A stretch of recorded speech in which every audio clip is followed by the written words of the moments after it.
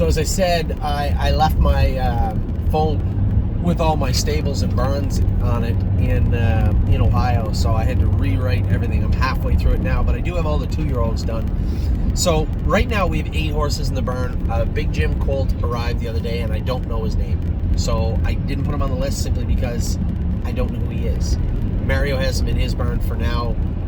From what I've been told, good-looking horse, put together well. But we'll see. I have no idea. So as it stands right now, the first one up, Cash Deals. This is a horse sold out by Wheelin' and Dealin' that I bought in Ohio. She's been jogging good, looking good, very happy with Cash Deals. Second is Dreamin' on Credit. A little disappointed in you, to be honest. Now, it's early, but Dreamin' on Credit is an Ohio-bred trotting colt that I picked out myself. I like him. I guess I can't be too upset. His pedigree's light. He's by an unknown sire. Not Credit Fashion. I forget his name. I don't even know his father's name. All I know is he was a good-looking horse with a great video. For that particular sale, you need to look at both the videos. You guys know I'm not putting too much stock in videos. I'm not going to let a video sell me on a horse. But when it came to that particular sale, when you're dealing with sires you don't really know, you really do have to put some credence, some credit into, some weight into the videos. And when it came to this guy, he to me had by far the best video in the entire sale. A good-looking horse, and a horse that I was very interested in. By all accounts, he looks great on the track, which is not shocking because he looked great in person. Dreamin' on Credit. Little surprised there's so many credits, so many shares left in him, and I hope they get soaked up. And if they don't, maybe I'll keep them. And then next year when you're St. Anthony, is there any shares available on that horse? I'll say maybe, but maybe not. So that's Dreamin' on Credit. GJ's ATM. I'm going to tell you right now, if you're Illinois, you're on the fence, you don't know if you like, this horse looks very good. All 3 Illinois breds we got look very good. Rosita's Dream is one we're going to talk about in a minute. He's sold out. This guy here looks very strong and very good on the track in Ohio. I do have some videos.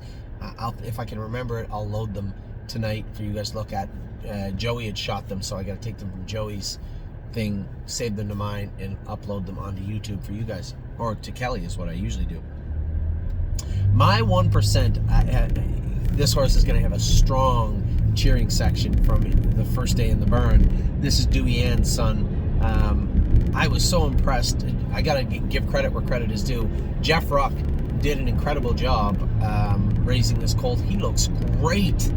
Very, very good. Very impressed with the way he looks, and I can't wait to get him going. Oh, of course, I'm going to pass him, so you have to speed up to make sure I don't get out.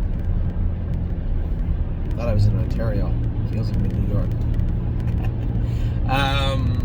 So my 1% is a horse that I'm cheering for quietly, mostly because I own a piece of Dewey Ann. I loved Dewey Ann. I loved everything about her, including her breeding.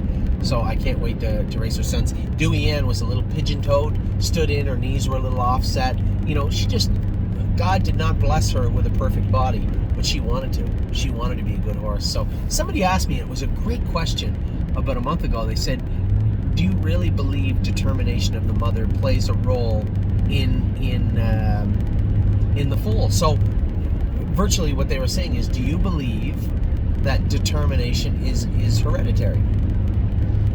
That's a great question. I want to believe it is. I do, but I don't know if it is. But we're going to find out together, aren't we? Because Dewey Ann was as determined a little horse as you're going to find. And this foal is almost as big as she is right now. I can't wait to see this horse trained down. Rosita's Dream is sold out and should be just a really good-looking sharp horse. I know he actually laid down on Jason yesterday. I was on my way back from New York, and he said, the one that you like there, that little black guy, he was acting up. He laid down a couple of times, and I said, just leave him be till I get back to Northfield. Then I'll be back Monday. We'll start going back with him again on Tuesday.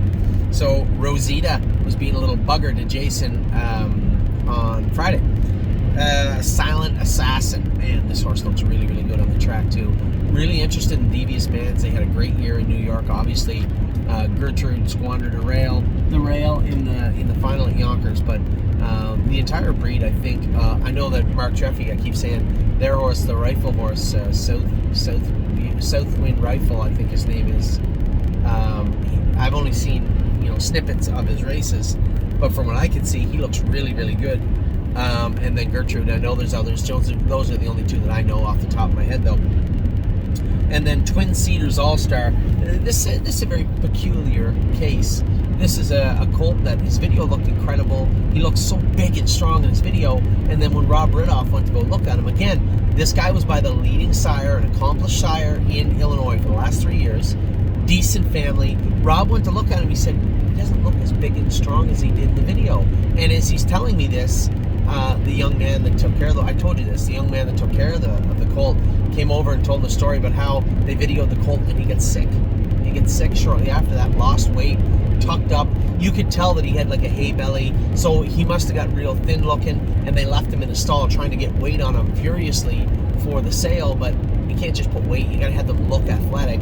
And in person did not match the video, but we found out why. If it was just, well, the video doesn't match the horse, we're going to go with what the horse looks like. I'm not gonna buy a frail looking horse because his video looked good. It's not gonna happen. But when we got the inside scoop, so to speak, on what had taken place with this horse, now it's just a matter of keep him happy, keep him comfortable, put the weight on him, but understand that even though he's the same age as a lot of these yearlings, he's a little bit behind.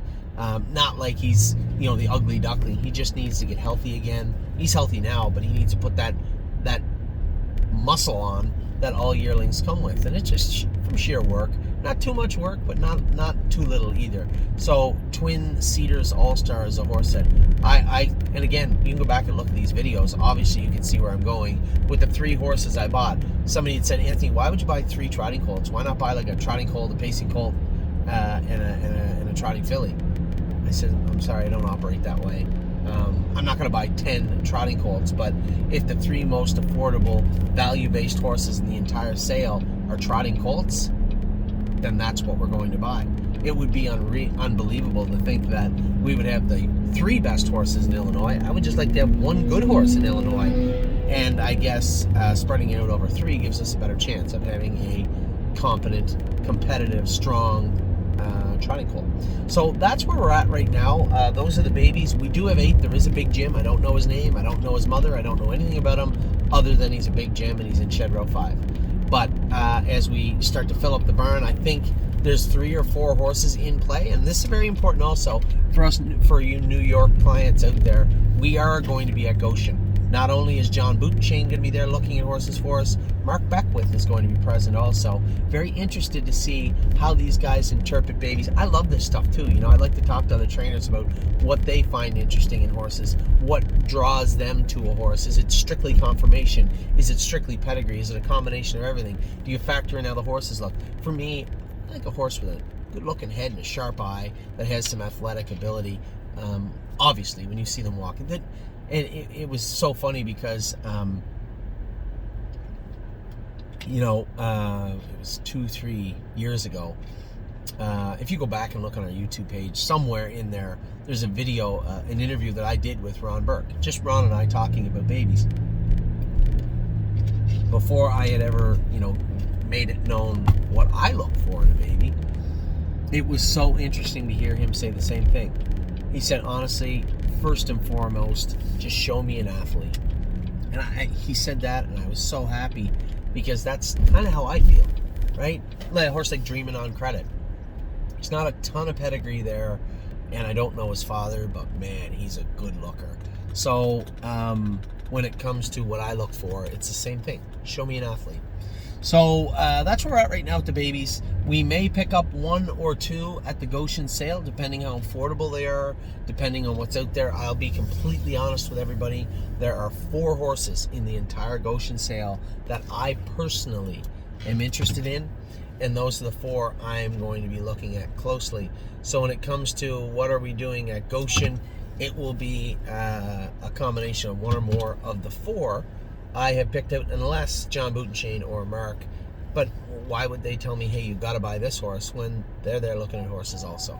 So I will have them look at my 4, and I'll talk to them about whatever they see around also. But from my standpoint, I think those 4 will be the only 4 in play. I believe at least 3 of them are trotters, if not all 4. So I'll talk to you all soon. Those are the babies. I'll be back. We still got the 3-year-olds to talk about and all the stables. I'll be back in just a minute.